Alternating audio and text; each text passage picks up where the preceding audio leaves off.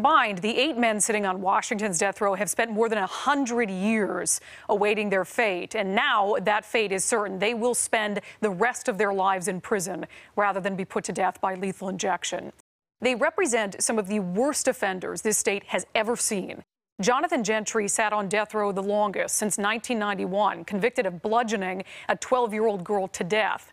In 1997, Cecil Davis joined death row after robbing, raping, and killing a 65-year-old woman in Pierce County. Dave Across was on death row since 2001 for stabbing his wife and stepdaughters to death.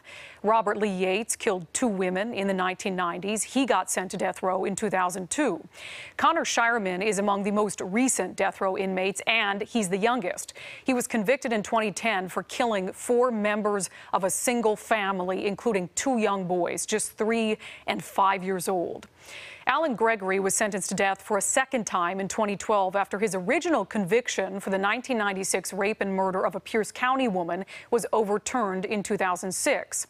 The latest death row inmate is Byron Scherf, the guy convicted in 2013 of killing corrections officer Jamie Bendel. And finally, Clark Richard Elmore, who raped and killed his girlfriend's 14-year-old daughter in Bellingham in 1995.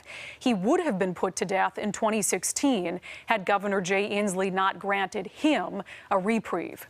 The state Supreme Court's ruling not only ends a period of uncertainty for the 8 men on death row, but for prosecutors across the state wondering whether to continue to seek death penalty in capital cases, sometimes at a cost of millions of dollars. It means that from here on, for those found guilty of aggravated murder in the first degree, there is only one punishment: life and death in prison.